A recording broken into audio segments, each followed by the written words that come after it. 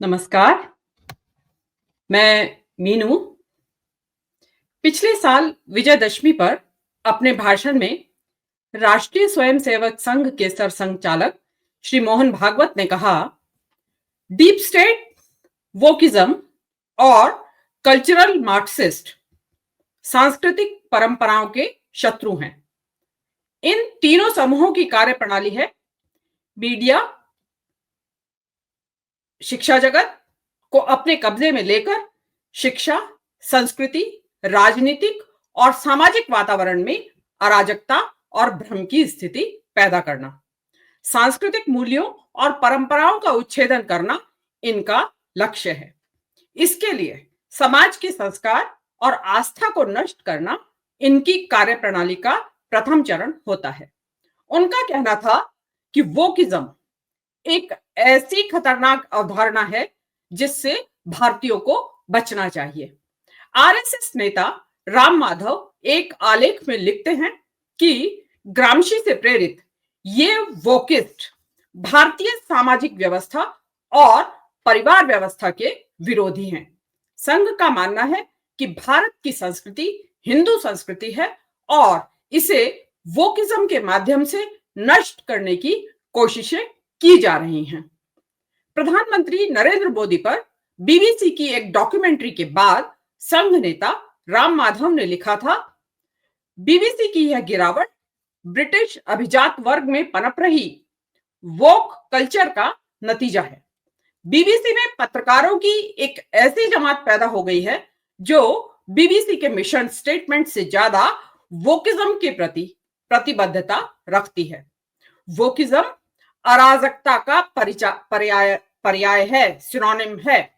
मोदी पर बीबीसी के इस हमले के पीछे वोक पत्रकारों की इसी जमात का हाथ है। ऐसे में सवाल उठता है कि क्यों मोहन भागवत से लेकर ट्रंप तक दुनिया के सभी दक्षिणपंथी रूढ़िवादी इस शब्द को एक हथियार के तौर पर इस्तेमाल करते हैं। क्या वजह है कि ट्रंप द्वारा डीईआई को समाप्त करने का आदेश वोक कल्चर पर हमला माना जा रहा है? क्यों दक्षिणपंथी वोक शब्द को घृणा, तिरस्कार या अपमान करने के इरादे से इस्तेमाल करते हैं?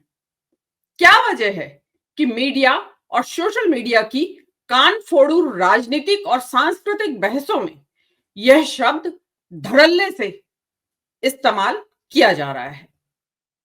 यदि आप सामाजिक एवं राजनीतिक मुद्दों की समझ रखते हैं और उन मुद्दों को लेकर न केवल जागरूक हैं बल्कि अपनी आवाज भी बुलंद करते हैं तो आप वोक हैं। सामाजिक न्याय, दलित चेतना की बात करने वाला व्यक्ति वोक है। पीड़ितों, वंचितों, दबे कुचले तबकों के पक्ष में खड़े हैं तो आप वोक हैं। मानवाधिकारों, एलजीबीटीक्यू, लैंगिक समानता, स्त्री अधिकारों, पर्यावरण संरक्षण और इसके जैसे अन्य जन सरोकारों के लिए यदि आप संघर्ष करते हैं तो आप वोक हैं। नस्ल भेद, रंग भेद, पितृसत्ता का विरोध करते हैं तो आप वोक हैं। समावेशिता, इंक्लूसिवनेस के सूचक इस शब्द को गाली के तौर पर क्यों इस्तेमाल किया जा रहा है? यह बात समझ से परे है। क्या वोक होना अपराध है? क्या क्या है ये वोकिज्म? कहां से आया ये शब्द? आइए आज इसी बारे में चर्चा करते हैं। क्योंकि भारत की किसी यूनिवर्सिटी में वोकिज्म एक विषय के तौर पर पढ़ाया नहीं जाता है, इस कारण अंग्रेजी भाषा के शब्दकोश, ऑक्सफोर्ड और मेरियम वेबस्टर डिक्शनरी के माध्यम से इसका अर्थ जानने की कोशिश करते हैं। इनके अनुसार वोक का अर्थ है जागा हुआ या जागी हुई या जाग जाओ। यदि वाक्य में प्रयोग करें तो स्टे वोक, STAYWOKE, स्टे वोक यानी जागते रहो। असल में वोक शब्द अफ्रीकी अमेरिकन वर्नाकुलर इंग्लिश का शब्द है, जो अमेरिकन इंग्लिश के शब्द अवेक के पास्ट पार्टिसिपल अवोक का समानार्थी है, समकक्ष है। अंग्रेजी के अवेक शब्द का अर्थ है जागा हुआ, सचेत, सावधान। इस प्रकार अगर अनुवाद करें तो अफ्रीकी अमेरिकन अंग्रेजी में वोक शब्द का अर्थ हुआ वह व्यक्ति जो जागा हुआ है, जागरूक है, सचेत है, सावधान है, चौकन्ना, चौकस, सतर्क और सजग है, वो व्यक्ति वोक है। इसके इतिहास के बारे में बात करें तो नस्ल भेद के चलते अमेरिकी अश्वेतों के मध्य उनके सामाजिक और राजनीतिक मुद्दों और अधिकारों के बारे में पनप रही जागरूकता को वोकिज्म कहा गया। कह सकते हैं कि रेसिज्म की वजह से होने वाली हिंसा और अन्याय के खतरों के प्रति अश्वेतों को जागरूक या सतर्क रहने की जरूरत की तरफ यह एक संकेत था। पिछली शताब्दी के तीसरे दशक यानी 1930 के आसपास अमेरिका में प्रचलित नस्ल भेद के खतरों और अन्याय के प्रति अश्वेतों को जागरूक करने के लिए इस शब्द का इस्तेमाल शुरू हुआ।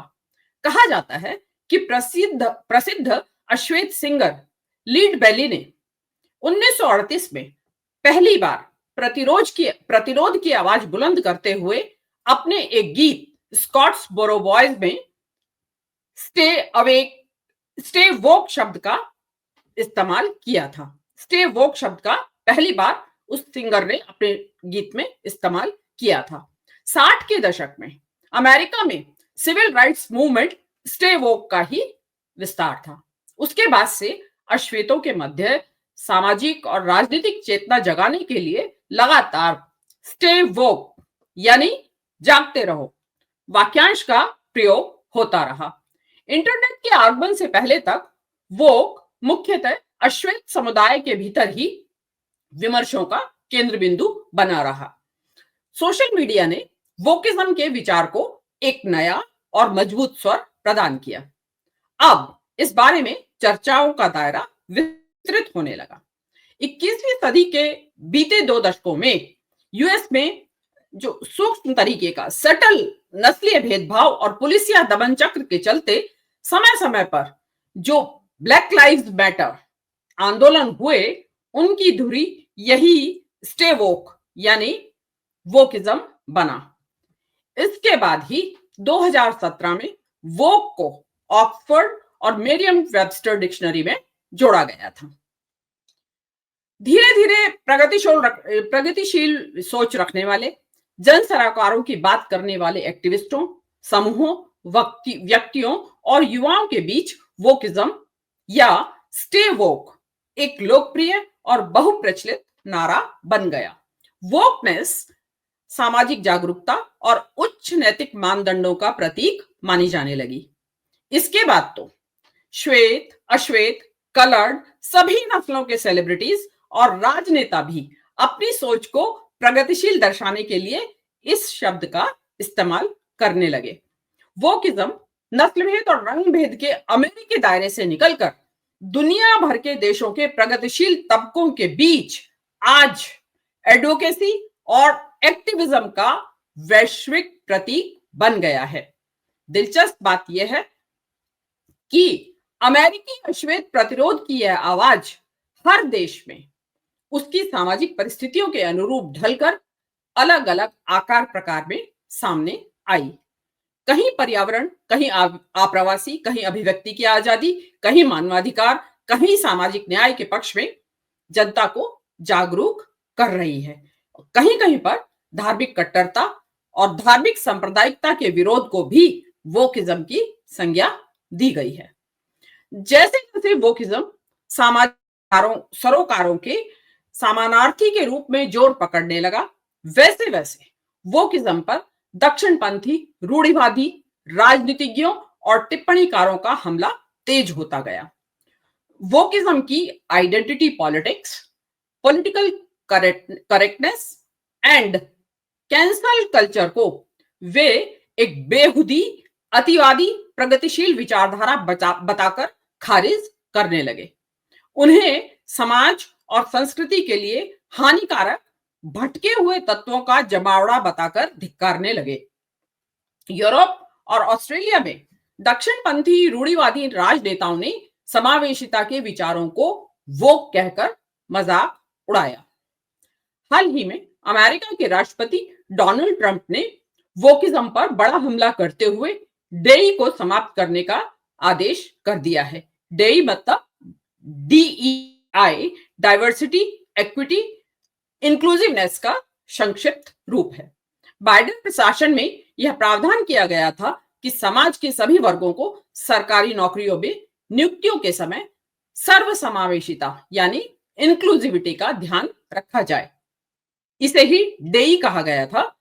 इस डेई को ही अब ट्रंप ने निरस्त कर दिया है। भारत में मीडिया और सोशल मीडिया की राजनीतिक और सांस्कृतिक बहसों में वोक को, जो वोकिज्म की विचारधारा रखते हैं, ऐसे लोगों को अर्बन नक्सल, आंदोलनजीवी, बड़ी बिंदी गैंग, टुकड़े टुकड़े गैंग, लिब्रांडू और सिकुलर जैसी गालियों से नवाजा जाता है।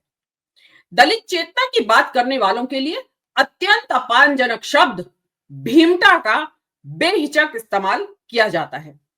स्त्री अधिकारों की बात करने वाली महिलाओं को बड़ी बिंदी गैंग बताकर उनकी खिल्ली उड़ाई जाती है। और जब से राहुल गांधी और कांग्रेस पार्टी ने जाति जनगणना का मुद्दा जोर शोर से उठाना शुरू किया, तब से संघ परिवार ने उन पर भी वोकिस्ट का ठप्पा लगा दिया है। भारत दुनिया का अकेला ऐसा देश है जहां वोक्स को इतनी भद्दी भद्दी गालियां दी जाती है। दलित और ओबीसी चेतना को वोकिज्म कहना संघ की एक कुटिल चाल है। सामाजिक समरसता की आड़ में वे चाहते हैं कि दलित दलित बनकर रहें, आदिवासी वनवासी बनकर रहें और बिना किसी शिकायत के सवर्णों की सेवा करते रहें। यही वजह है कि जाति भेद को लेकर यथास्थिति बनाए रखने की कोशिशों के चलते अब संघ परिवार और भाजपा वोकिज्म की काट के तौर पर एक अत्यंत विभत्स किस्म का नारा लेकर आए हैं, बटोगे तो कटोगे। उम्मीद करते हैं कि दुनिया में जहां जहां भी सामाजिक अन्याय के खतरे पैदा होंगे, वहां वहां वोकिज्म जागते रहो का नारा बुलंद करता रहेगा। सदियों से शोषण, उत्पीड़न के शिकार वर्गों को उनका हक दिलाने के लिए आवाज बुलंद करता रहेगा और एक सर्वसमावेशी दुनिया के स्वप्न को साकार करने में अपनी भूमिका निभाता रहेगा। नमस्कार।